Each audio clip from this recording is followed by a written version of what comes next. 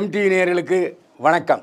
இப்போது நாம் பார்க்க போவது மதராசி படத்தின் திரை விமர்சனம். மதராசி படத்தில் சிவகார்த்திகேயன், ருக்மணி வசந்த், பிஜு மேனன், வித்யுத் ஜமால், விக்ராந்த், சிம்மரக்கல், பிரேம்குமார், தலைவாசல், விஜய், வினோதினி வைத்தியநாதன் மற்றும் பலர் நடித்திருக்கிறார்கள். சுதீப் ஒளிப்பதிவு செய்திருக்கிறார். திலீப் சுப்பராயன், கெவின் குமார் ஆகியோர் சண்டை காட்சிகளை அமைத்திருக்கிறார்கள். அனிருத் இசையமைத்திருக்கிறார். கதை, திரைக்கதை, வசனம் எழுதி இயக்கியிருக்கிறார் ஏஆர் முருகதாஸ். முதல்ல எடுத்த உடனே இந்த படத்தில் சண்டை காட்சி தான். ஒரு 5 நிமிஷம் அதிரி புதிரியாக சண்டை போட்டுகிட்டே இருப்பாங்க. பார்த்தா கதாநாயகன் சிவகார்த்திகேயனை காணும். 2 பேர் சண்டை போட்டுருப்பாங்க. அதில் ஒருத்தர் பிஜி மேனன்னு தெரியுது, இன்னொருத்தர் வந்து டான்சிங் ரோஸ்ன்னு தெரியுது. லாரி உருளுது, கார் உருளுது. மதராசின்னு டைட்டில் வருது. டைட்டில் முடிஞ்சது பார்த்தா நம்ம சிவகார்த்திகேயன் ஒரு 7 மாடி கட்டிடத்துலேருந்து குதிக்க போகிறாரு. நான் சாவ போகிறேன்னு கத்துறாரு. கீழே நம்ம பத்திரிகைக்காரங்க சீக்கிரம் விழுந்து தொலையா, கேமராக்காரன் ஒரு எவ்வளோ நேரையா நிற்கிறது உளியான்னு சொல்லுவாங்க. அப்புறம் விழுந்துருவார். விழுந்தால் காப்பாற்றப்பட்டு மருத்துவமனையில் மயக்க நிலையில் இருப்பார். பக்கத்தில் யாருன்னா அந்த ஃபைட் நடந்துச்சு இல்லையா, அந்த ஃபைட்டில் பாதிக்கப்பட்ட பிஜு மேனன் இருப்பார். அப்புறம் தான் தெரியும் பிஜு மேனன் தேசிய பாதுகாப்பு படையில் ஒரு அதிகாரி. அவர் என்ன சொல்லுவார், எப்படியாவது என்னை காப்பாற்றிருங்க, நான் எப்படியாவது இந்த துப்பாக்கி கிடங்க கண்டுபிடிச்சே ஆகணும்னு அவர் சொல்லுவார். இந்த வீட்டில் படுத்துருவார், என்னை எப்படியாவது கொன்றுங்க ஐயா, ஏன் உயிர் உழைக்க வச்சுக்கிறீங்க, இன்னைக்கு சாவடிச்சிங்க ஏன்னு சொல்லுவார். இந்த பார்த்துக்கிட்டே இருப்பான் பிஜு மேனன். அப்புறம் 2 நாளில் சரியாக இருக்கும்போது மறுபடியும் போய் மேலே மொட்டை மாடியில் போய் இறங்கி நின்றுட்டு என்னை தள்ளி விடுங்க சார் என்ன சொல்லுவார் பிஜு மேனன். இந்த பிஜு மேனன்ட்ட சிவகார்த்திகேயன் சொல்லுவார், என்னை தள்ளி விட்டு கொன்றுங்க சார்னு. நீ எப்படியும் சாவ போகிறதானே, ஒரு 2 நாள் எங்கள் டைம் கொடு, 2 நாள் நான் சொல்கிறபடி கேட்டுக்க, அதுக்கப்புறம் சாவுன்னு சொல்லிடுவார். அப்போ இவர் என்ன சொல்கிறாரு ஏது சொல்கிறாருன்னு தெரியாது. இவர் அதாவது இப்போ ஒரு 10 மாடி கட்டடத்துக்குள்ளே துப்பாக்கிகள் கடத்தப்படுவதற்காக இருக்கிறது. அந்த துப்பாக்கிகள் எதுக்குன்னா, இப்போ அமெரிக்காவில் ஸ்கூல் பசங்களே டுமில்னு துப்பாக்கிகளை சுட்டு செத்து போயிடுறாங்க. அந்த துப்பாக்கி கலாச்சாரத்தை சென்னையிலும் கொண்டு வர வேண்டும், சென்னை ஏன் அமைதி பூங்காவாக திகழுது அப்படின்னு வெளிநாட்டு சதி. ஆனால் தேசிய பாதுகாப்பு படையிலேருந்து பிஜு மோகன், விக்ராந்த் 2 பேரும் அதை எப்படியாவது அந்த துப்பாக்கியை கண்டுபிடிச்சி அழிச்சிடணும்னு முயற்சி பண்ணுறாங்க. இந்த சூழ்நிலையில் மேலதிகாரி என்ன சொல்கிறாருன்னா, பிஜு மேனன்ட்ட, யோ நீ 10 பேரை சாவடிச்சிட்ட நம்ம தேசிய பாதுகாப்பு படையில், இன்னொருத்தன் செத்தான் உன் பதவி காலி, நீ அதோட வேலைட்டு போயிரு அப்படின்னு திட்டுறாரு.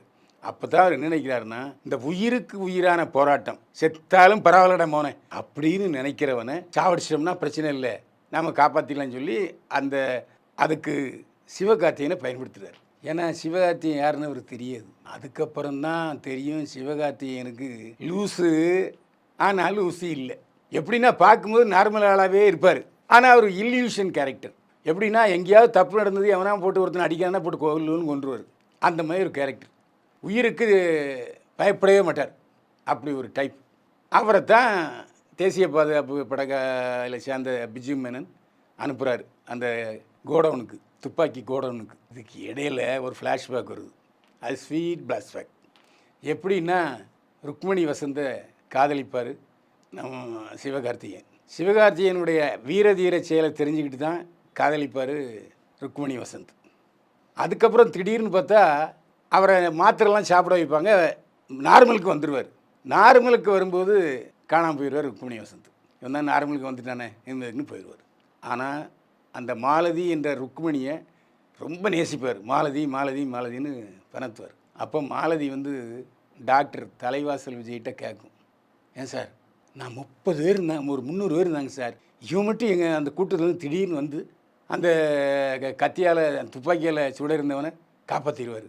அப்போ இவன் லூஸ் தானே சார், எல்லோரும் அமைதியாக இருக்கும்போது இவன் மட்டும் ஏன் இந்த மாதிரி செய்கிறான், அப்போ லூஸ் தானேன்னு கேட்பா ருக்மணி வசந்த் டாக்டர் தலைவாசல் விஜய்கிட்ட. அப்போது இந்த வீடியோ பார்ப்பார். இந்த வீடியோவில் எத்தனை பேர் இருக்கான், 300 பேர் இருக்கான். 300 பேருக்கும் அவனை காப்பாற்றணும்னு தோணலை. அப்போ 300 பேரில் 299 பேர் லூசு பைய, இவன் ஒருத்தன் தான் ஒரிஜினல் பேர். இதாங்க கதை. அதுக்கப்புறம் ஒன்று சேர்ந்தாங்களா, சிவகார்த்திகேயன் அந்த துப்பாக்கி கோடவனை கண்டுபிடிச்சாரா அழிச்சாராங்கிறத மீதி கதை. இந்த படத்தில் சிவகார்த்திகேயன் விஜய் வைக்கிற விக்கையை வச்சுருக்கார். ஆனால் விஜய் இந்த வேஷத்தில் நடிக்க முடியாது. ஏன்னா விஜய் வந்து ஒரு டைப்பான ஆள், ஸ்டீரியோ டைப் தான் நடிப்பார். ஒரு 2 வேஷன்லாம் அவரால் நடிக்க முடியாது. ஆனால் இந்த படத்தில் சிவகார்த்திகேயன் வேறு ரேஞ்சில் நடிச்சிருக்காருங்க. அதாவது படம் முழுக்க அவரை வந்து இவன் அரலுசா சரியாயிட்டானா அப்படிங்கிற ஒரு காம்ப்ளிகேட்டட்லேயே கதை மூவ் ஆகிட்டு இருக்கும். நம்மளை மனசை பறிக்கிற விதத்தில் நடிச்சிருப்பார். அவ்வளவு மெல்லிய கோடு, கரணம் தப்பினால் மரணங்கிற மாதிரி இருக்கும். அட்டகாசமாக நடிச்சிருக்காரு சிவகார்த்திகேயன். இதுக்காக நல்லா ஹோம்ஒர்க் பண்ணியிருக்காரு. அதான் முக்கியமான விஷயம். அதேமாரி அம்மா அப்பா சாகிற கட்டத்தில் அப்படியே நமக்கே மனம் பேதலிச்சிடும். அவ்வளவு கத்துவார், அம்மா அப்பா சகோதரின்னு. நான் வந்து சரியாக பேசலை, படம் பாருங்கள் உங்களுக்கு தெரியும். அதேமாரி கல்யாணி ருக்மணி வசந்த காதலிக்கும் போதும் பிரமாதமாக நடிச்சிருக்காருங்க. லவ் வேறு மாதிரி படம் முழுக்க. அதேமாதிரி சண்டை காட்சிகள் அட்டேங்கப்பா, எங்கேயோ போயிட்டார் சிவகார்த்திகேயன். இனிமேல் அடுத்த கட்டம் அவர் ஆக்ஷன் ஹீரோ தான், அதில் சந்தேகமே இல்லை. ரஜினி, கமல், விஜய், அடுத்தது சிவகார்த்திகேயன் தான். இனிமேல் ஒவ்வொரு படத்துக்கும் அவர் தன்னுடைய கேரக்டரில் மாற்றியே போனதுன்னா அவர் ரேஞ்சு வேறு மாதிரி போயிடும். அதாவது கமலஹாசன் ப்ளஸ் ரஜினி அந்த ரேஞ்சுக்கு வந்துடுவார் சிவகார்த்திகேயன். அந்த அளவுக்கு நம்முடைய பல்ஸை டெஸ்ட் பண்ணுறாரு. நாம் 100 கொடுத்தோம்னா 200 சந்தோஷப்படுத்துறாரு, 250 கொடுத்தோம்னா 500 சந்தோஷப்படுத்துறாரு. இப்போ கூலி படத்துக்கும் இதுக்கும் என்ன வித்தியாசம்னா, கூலிலையும் அப்படித்தான் கதாநாயகியை காப்பாற்றுவாங்க, கதாநாயகியை கடத்திட்டு போயிடுவாங்க, அப்புறம் சண்டை. இதில் என்னென்னா கூலியில் வந்து லாஜிக் இல்லாமையே கதை போயிட்டுருக்கும். இதில் ஒவ்வொரு சீனுக்கும் திடீர் திருப்பங்கள் வந்தாலும் லாஜிக்கோடு சொல்லியிருக்காரு ஏஆர் முருகதாஸ். ஏன்னா ஏஆர் முருகதாஸ் ஒரு 3 படம் டப்பா படம் கொடுத்துட்டாரு. இந்த படத்தில் ஏஆர் முருகதாஸ் நிற்கலன்னு வச்சிங்க, பேக் டு ஹோம் தான். அந்த அளவுக்கு ரொம்ப சின்சியராக வசனமும் மிக சிறப்பாக பண்ணியிருக்காரு. அதாவது நாளைக்கு சென்னையில் இது போன்ற நடந்து விடுமோ நடக்குமோங்கிற ஒரு பீதியை ஏற்படுத்தி இந்த மாதிரி பசங்களுக்கு துப்பாக்கியெல்லாம் கொடுக்காதீங்க, துப்பாக்கி கலாச்சாரம் வேண்டாம், காந்தி வந்து அஹிம்சவாதி, இப்போ நாம் அமைதியாக இருக்கோம், அமைதி பூங்காவாக இருக்கிற தமிழ்நாட்டை கெடுத்துடாதீங்கிற மாதிரி நல்ல மெசேஜ் சொல்லியிருக்காரு ஏஆர் முருகதாஸ். அதுக்காக நாம் பாராட்டியே தீரணும். இந்த படத்தில் ருக்மணி வசந்த் கர்நாடக வரவு. அசப்பில் பார்த்தீங்கன்னா அப்படியே ஆர்யாவுடைய மனைவி ஷாயிஷா மாதிரியே இருக்குது. அழகான முகம், கவர்ச்சிகரமான தோற்றம். அதுலேயும் ஒவ்வொரு கட்டத்துலேயும் இந்த நவரசங்களை முகத்தில் வெளிப்படுத்தியிருக்காரு பாருங்க, வேறு ரேஞ்சு. நிச்சயமாக ருக்மணி வசந்த் திரிஷா இடத்தை பிடிக்கலாம். அந்த அளவுக்கு முகப்பொலிவு, ஒரு குடும்ப பெண் போன்ற தோற்றம், ஒரு போதை அடிக்கிற முகம் இல்லாதது ருக்மணி வசந்த். அதனால் அவரை பாராட்டலாம். நல்லா நடிச்சிருக்கார். ஒவ்வொரு சீனும் உணர்ந்தது, அந்த பாத்திரத்தை தன்னுக்குள் உள்வாங்கி பானுகளை வெளிப்படுத்தியிருக்கிறார். பிஜு மேனன் பொதுவாகவே இந்த மலையாளத்துக்காரங்களாம் வந்து அதிகமாக நடிக்க மாட்டாங்க, ரொம்ப அடக்கி தான் நடிப்பாங்க. அதாவது ஓவர் ஆக்ஷனுங்கிறதே இருக்காது, இயல்பாக நடிப்பாங்க. அந்த அளவுக்கு பிஜு மேனனும் இயல்பாக நடிச்சிருக்காரு. இதில் ஒரு கட்டத்தில் விக்ராந்த் செத்துருவார். விக்ராந்த் யாருன்னு நான் சொல்ல மாட்டேன், படத்தை போய் தெரிஞ்சுங்க. ஏன்னா இப்படியே சொல்லிட்டு போனோன்னா கதை முழுக்க வந்துடும். அவர் டென்ஷன், உங்களுக்கு பார்க்கும்போது ஒரு பெம்பு இருக்காது. ஒவ்வொரு திருப்பங்களும் வேறு வேறு தளத்துக்கு கொண்டு வர்றாரு ஏஆர் முருகதாஸ். அதுமாதிரி இந்த டான்சிங் ரோஸ்ன்னு ஒருத்தன் இந்த படத்தில் மகா கொடூரமாக நடிச்சிருக்கான். இந்த டான்சிங் ரோஸ் யாருன்னா, சார்பட்டா பரம்பரையில் ஒரு வில்லன் நடிச்சிருப்பான், ஆள் செக்க செவல்னு. கிட்டத்தட்ட வில்லன் 3 பேரும் ஒரே மாதிரி தான் இருக்காங்க. கல்லறக்கல்னு ஒருத்தன் பேர் போட்டிருக்கு, நமக்கு சரியாக தெரியல. 3 பேரும் ஒரே மாதிரி. அதேமாதிரி கொடூரமான வில்லன்கள். 6 பேக்கோட அந்த பிடிச்சானா அப்படியே பைசப் தெரியுது. அந்த அளவுக்கு எல்லாருமே ஆஜானுபாகமான ஆட்கள். ஆனால் கொடூரமான வில்லன்கள். வில்லன்னா உங்கள் வீட்டு வில்லன் எங்கள் வீட்டு வில்லன் இல்லை, அப்படி ஒரு வில்லன்கள். நம்ம ஹாலிவுட் படம் பார்த்துருக்கோம், ஜாக்கி சான் படம் பார்த்துருக்கோம், அது ஒரு காமெடி டைப்பாக இருக்கும். வேறு டென்ஷன் ஃபைட் படங்கள்லாம் பார்த்துருக்கோம், அதெல்லாம் ஓவர் டைப் பண்ணிட்டாங்க. யாருன்னா இந்த படத்துக்கு முதுகெலும்பு ஸ்டண்ட் மாஸ்டர் தான். அதாவது சினிமாவில் ஷூட்டிங்கில் போனோம்னா கேமரா ஆக்ஷன் அப்படின்னு சொல்லுவது டைரக்டர் தான் இருப்பார். ஆனால் ஒரிஜினலில் சண்டை காட்சிகள் எடுக்கும்போது சும்மா உட்காந்துருப்பார், பார்த்துக்கிட்டு போகிற டைரக்டர். ஆக்ஷன் கேமரா சொல்கிறதெல்லாம் வந்து ஸ்டண்ட் மாஸ்டர்கள் தான். அந்த அளவில் கெவின் மற்றும் திலீப் சுப்பராயன் பிரமாதப்படுத்தியிருக்காங்க. அதாவது ஒவ்வொரு ஸ்டண்ட் வீரர்களும் கரணம் தப்பினால் மரணம்னு இருந்தால் கூட நம்முடைய மனதில் இந்த சண்டை காட்சிகள் அச்சுறுத்தலை ஏற்படுத்த வேண்டும் என்பதற்காக பின்னி பெடல் எடுத்துருக்காங்க. சண்டை காட்சிகள் கிட்டத்தட்ட 12 சண்டை காட்சிகள் வருதுங்க. இந்த பக்கம் திரும்பின சண்டை, இந்த பக்கம் திரும்பின சண்டை, மேலே பார்த்தான சண்டை, கீழே பார்த்தான சண்டை, அவ்வளோ சண்டை. இந்த சண்டைகளுக்கு நடுவில் ஒரு நல்ல கதையை சொல்லியிருக்காரு ஏஆர் முருகதாஸ். அதான் புத்திசாலித்தனம். ஏன்னா சமீபத்தில் வந்த படங்கள்லாம் பார்த்திங்கன்னா எல்லா படங்களுமே சண்டை காட்சிகள். இப்போ உள்ள இளைஞர்கள் சண்டை காட்சிகளை விரும்புகிறார்கள்ங்கிறது அது ஒரு காரணம். விக்ரம் படம் வெற்றி பெற்றதுக்கும் சண்டை காட்சிகள் தான் முக்கியமான காரணம். கூலியும் அதே மாதிரி தான், இந்த படமும் அதே மாதிரி. நிச்சயமாக இந்த படம் வசூலில் மிகப்பெரிய சக்ஸஸ் கொடுக்கும். ஒரு டீசெண்டான டாக்டர் இடத்துல தலைவாசல் விஜய் பண்ணியிருக்காரு. அதே போல் ஒவ்வொரு பாத்திரங்களுக்கும் அதுக்குண்டான ஆழத்தை கொடுத்துருக்காரு.